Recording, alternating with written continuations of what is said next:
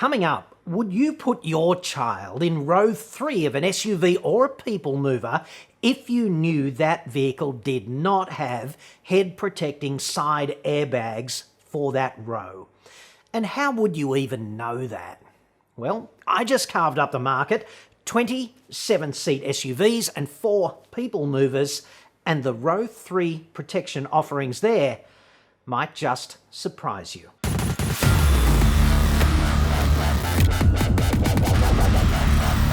I'm John Cadogan from AutoExpert.com.au, and I get new cars cheap for buyers here in Australia.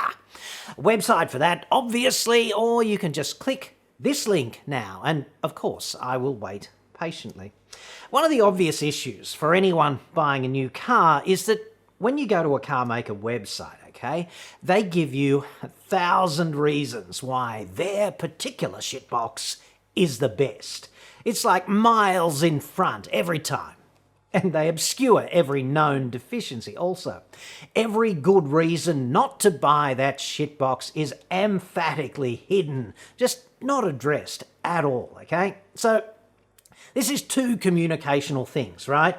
Talking it up in plain sight endlessly and obscuring by omission every reason not to buy that vehicle. If they didn't put third row airbags in there, they are not going to tell you. So with that in mind, here's a question from Aaron. I'm looking at 7-seat SUVs and there's a bunch of folks complaining about the new Kia Sorento model not having third row airbags, probably with good reason. It seems that third row airbags are not tested for by ANCAP, and so the manufacturers have one less reason to put them in other than trying to keep kids alive. Yeah, that's all quite true and reasonably fair in my estimation. Technically, ANCAP does look at third row airbags, like are they fitted or not, but ANCAP's not regulatory, and child safety, like occupant safety in row 3, is not functionally tested at all, ever, except, I guess, possibly behind closed doors in carmaker R&D facilities, which typically don't leak. But there are no crash test protocols, at least public ones, that I am aware of for row 3. All ANCAP is going to say is, yeah, they're fitted, or no, they're not. And you can find this in the technical reports, which are attached to each safety rating result at ancap.com.au. But these are in at least 3 different confusing formats, and the information is not consistently presented. It's another ANCAP dog's breakfast, frankly. Hashtag bureaucrats. Interestingly, ANCAP classifies curtain airbag protection as absent for row 3 if that protection does not extend all the way to the rear pillar holding up the roof.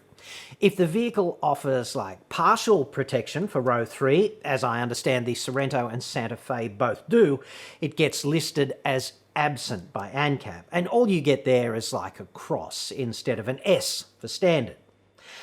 Aaron goes on. Any guidance on your favourite Santa Fe, the Kia, or other 7-seaters that actually try to protect third-row passengers in a T-bone? It seems difficult to find this information, particularly on the incoming Santa Fe 2021 and Kluger 2021.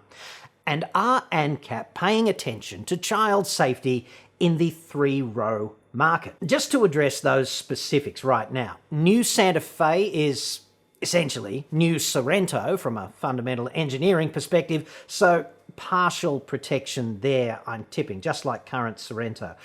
Current Kluger does offer head protecting airbags in row 3 according to ANCAP, so in my view it would be both insane and highly unlikely for Toyota to walk that back in 2021. So, is ANCAP paying attention to child safety in row 3? No. It's not tested as far as I can see. The functionality of any row 3 crash protection system is not independently tested. Dummies do not go in row 3. There's no representative row 3 crashworthiness protocol, at least none that I'm aware of, and I don't know of any that are on the drawing board either. So this week, right, I went through the somewhat laborious process of figuring which vehicles had those airbags in row 3.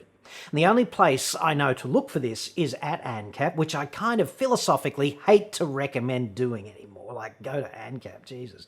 Mainly, I hate doing this because they're so hopeless at giving you meaningful and easy to interpret safety information today.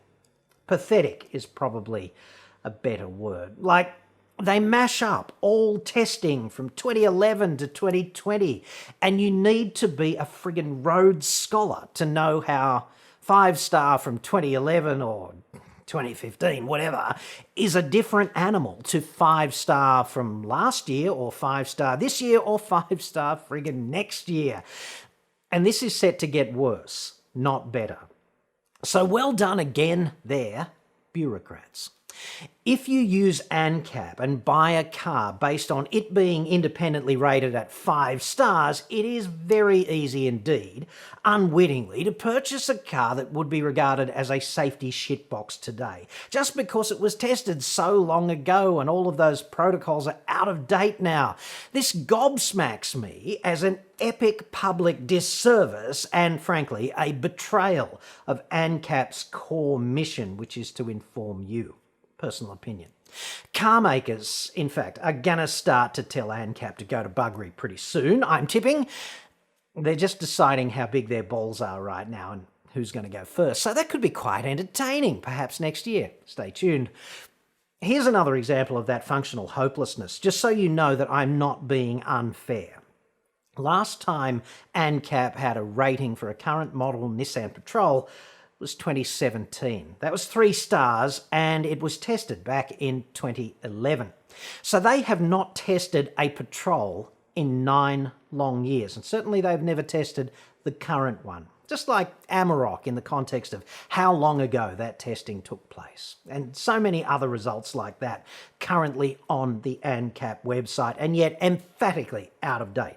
And yet these ratings still reside alongside current models, and you're just expected to know what that means, okay?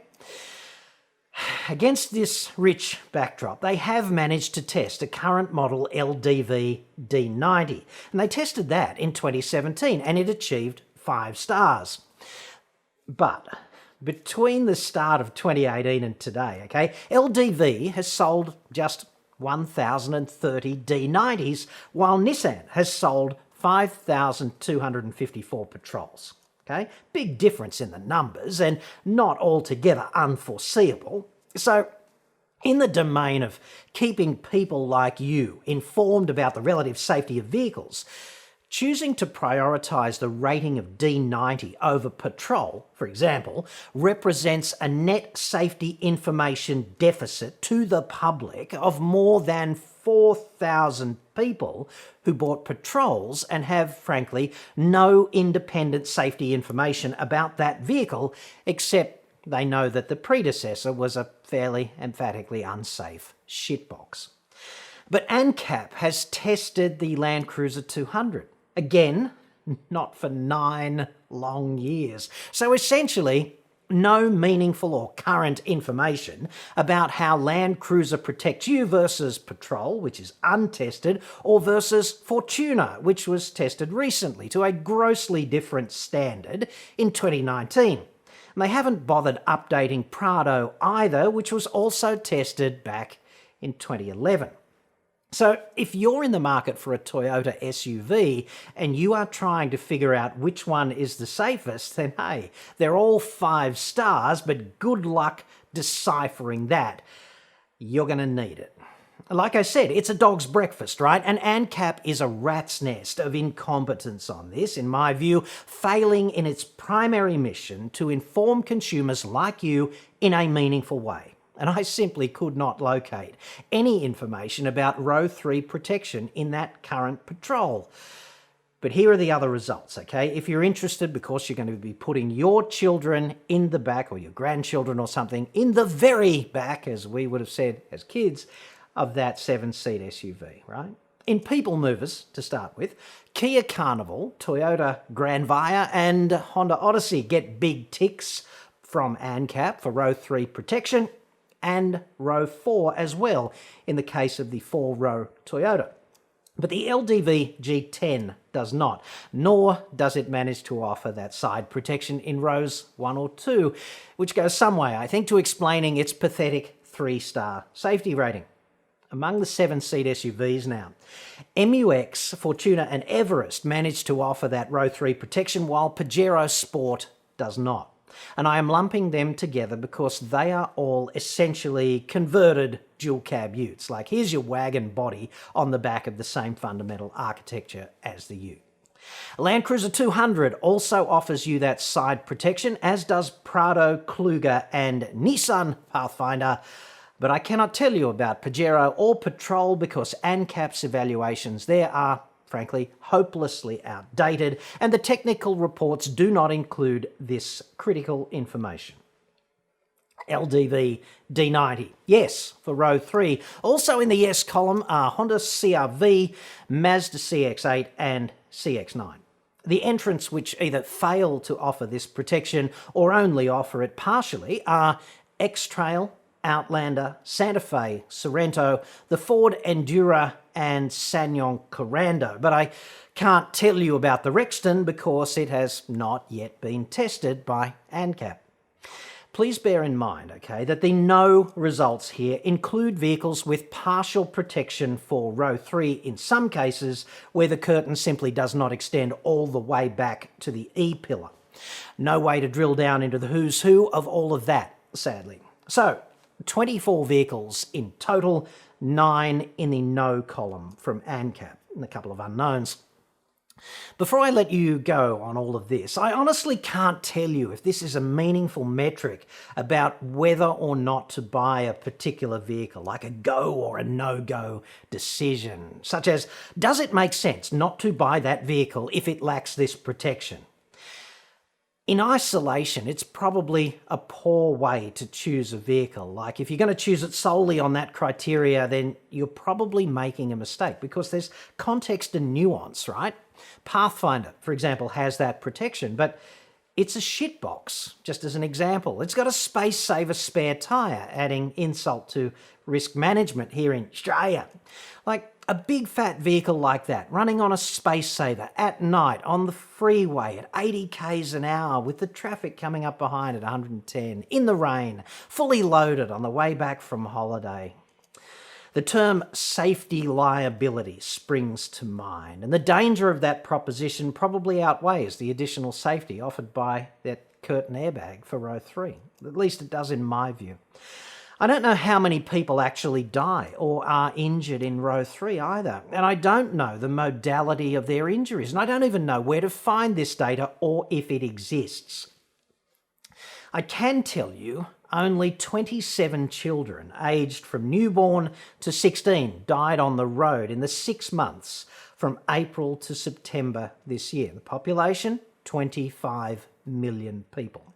Clearly, these deaths are all tragic in isolation, but they weren't all sitting in row 3, and some were probably pedestrians, and some were probably the victims of parental incompetence, such as failing to be restrained by drunk parents or some sort of tragedy of that nature, over which they had no control because their kids and parents are supposed to know better than to drive when drunk and drive with unrestrained children in the back, right? And yet this sort of thing happens all the time. So, transport injuries, which is not just cars, but probably mainly cars, given the way we do business in Australia. Transport injuries hospitalise about 19,000 children every year, and in perspective, falls are roughly double that number, and other is the largest official category of child injuries, thanks very much bureaucrats, totalling about 50,000 annually for other. Climbing a tree, playing at the beach, or riding a bike or a skateboard, all the good kid stuff, right? Probably all more dangerous activities than riding in row 3 of a car with a capable, responsible driver at the helm. I'd also want to know if side impact injury is even a major thing in row 3, because if the modality of injury there is mainly from rear-enders, we would clearly be better off focusing on structural protection and controlled crumpling to the rear.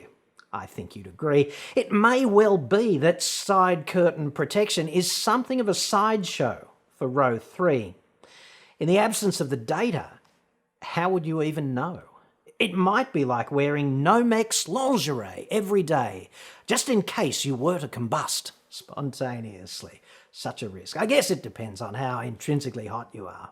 So, basically, I'm saying an SUV with head protecting curtains for row 3 is better than one without if all other things were equal, which they never are, clearly. So there is nuance and context to all of these issues. It's hardly a binary proposition, like no protection back there, I'm not buying it.